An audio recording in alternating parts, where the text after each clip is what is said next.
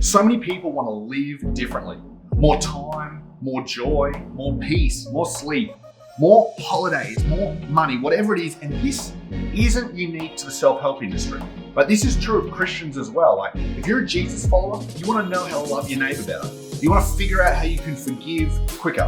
You want to know how you can not feel so guilty when you don't spend as much time with Jesus. So the question I want to look at in this episode of Beyond at Home is, why is it that while we want to live differently, we struggle to do that very thing? By the end of this episode, I'm going to help you figure out how you can begin to live differently, even though it seems like you can't right now. So if that sounds like something you'd be interested in, come along for the journey. Regardless of where you sit on faith, all of us have rhythms or habits within our lives. Maybe you have the rhythm of getting up early and going to the gym or exercising. Maybe for you, you have a rhythm or a habit in your life that every Friday night you like to go out to dinner with your friends and family. Now, the rhythms that we have in our life, they're not good or they're not bad. But last week in part one, we looked at this idea of what's called a keystone habit, which is really a habit that you form that overflows into other areas of your life. Now, where this intersects and why this is important for what we're talking about right now is, for a lot of us, we have the keystone habit of noise or distraction at play in our lives. For example, take a typical-ish day in the life of a relatively normal person. Your alarm goes off, and so your alarm is your phone. And you turn it off, and then you do a quick scroll on social media, on maybe your work emails, look at your calls or your texts, and then all of a sudden, that quick scroll that was meant to take 30 seconds turned into 10, 15 minutes, and now all of a sudden you're late for work. So you jump up, jump in the shower, grab some brekkie on the go, and then you start your commute. Whether that's in a car, whether that's maybe on a school bus on the way to school, on the train on the way to university. And what do you listen to? You maybe listen to music or you listen to a podcast, and then you finally get to work or get to uni or get to school. And all throughout the day, there's noise. There's emails, there's phone calls, there's that person knocking on your door saying, hey, do you have a sec? And let's be honest, it's never just a second. And then the commute back home, and you're exhausted from the day, so you plonk down on the couch, start watching Netflix or Stan or Amazon Prime, or maybe a bit of KO if there's some live sport on TV. And then you fall into bed, check social media again for one last time, and you finish the day. Jesus, though, offers a different way of living. In fact, Matthew, who wrote a biography on the life of Jesus, captures Jesus' very own words as he describes this different way of living. Jesus says, "Are you tired, worn out, burnt out on religion? Come to me. Get away with me and you'll recover your life. I'll show you how to take a real rest. Walk with me and work with me. Watch how I do it. Learn the unforced rhythms of grace. I won't lay anything heavy or ill-fitting on you. Keep company with me and you'll learn to live freely or lightly." Jesus says that his way of living is a different approach. Jesus says that his way of living is different to the way of living that we're accustomed with. And what I want to look at today is a keystone habit that will help us eliminate the noise and distraction that so often clouds out and clutters out the life that we're trying to live. This way of living doesn't happen by accident, though. In fact, this habit that we're going to look at today, if you and I were to spend time with Jesus, I think you would see him doing this keystone habit over and over and over again in his life. In fact, Mark, who is someone who wrote a biography on the life of Jesus, recounts a time that he saw this in Jesus' life. It's actually right when Jesus began his public ministry. Jesus kind of comes onto the scene. It's his very first day of ministry. And like a lot of things that happened with Jesus, it was epic. He was healing people. He was teaching people. He was showing up the religious leaders of the day. In fact, was so popular, had so much notoriety that he was talking and engaging with people late into the night. Yet Mark tells us that while Jesus was spending time with people late into the night, that very early in the morning, while it was still dark, so the next day, Jesus got up, left the house, and went to a solitary place where he prayed. And this wasn't the only time that Mark saw Jesus doing that. In another account of the life of Jesus in Luke, Luke tells us that Jesus often withdrew to lonely places and prayed. And then in another chapter, Luke says that Jesus went to a mountainside to pray and spent the night praying to God.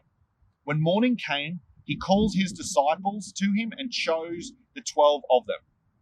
This was not just a rhythm that Jesus had, but it was also something that Jesus used when he was needed to make big decisions. And John, Jesus' best mate, says that Jesus, knowing that they, the crowd, intended to come and make him king by force, withdrew again to a mountain to be by himself.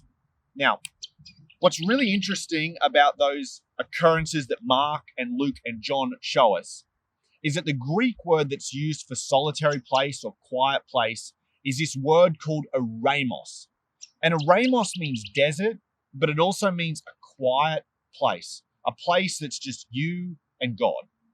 Because the keystone habit that Jesus had in his life was one of silence and solitude.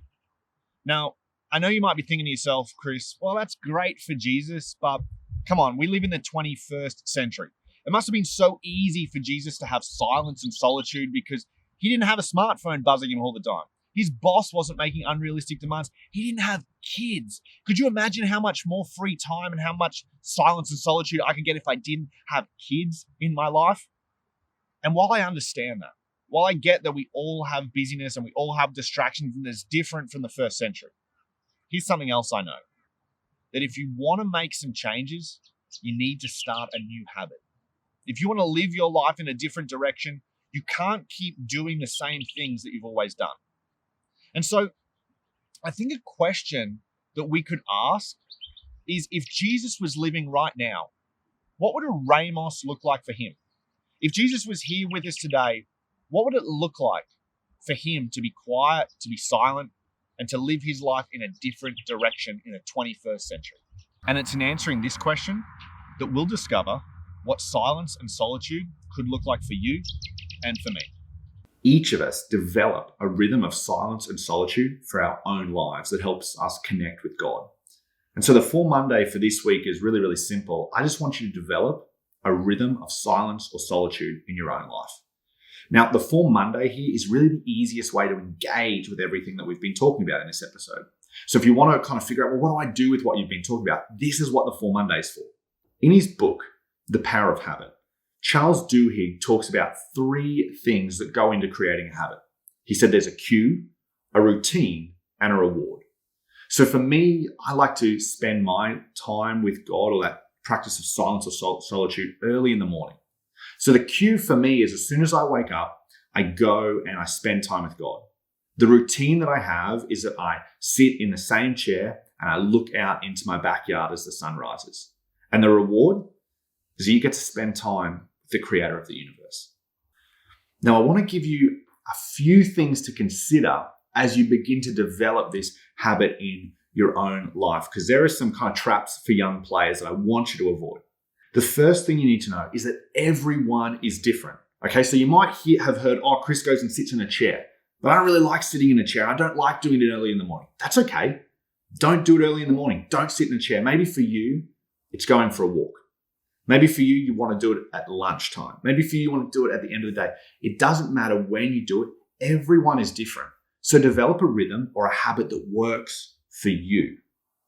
Secondly, the goal is practice, not perfection.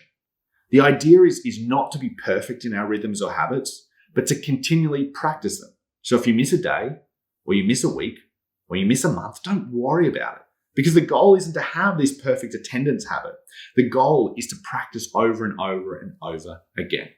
Now, the third thing to focus on is to focus on the purpose of the habit, not the habit itself. In other words, the purpose of this habit is to connect with Jesus. Don't focus on the rhythm or the habit itself and think, wow, I've done so good. I've done 7 days in a row. Well, that's great, but really the purpose is to connect with Jesus. And so focus on that. Now, I get that you're probably thinking to yourself, Chris, I just don't have time for this. Like, my life is so busy. I've got to get the kids to school. I've got to get up to go to work. I've got uni. I've got demands on my time and my energy. I don't have time to sit in silence. And here's the thing I know, is that everyone is busy. Everyone has demands on their time. But could you just imagine for a second?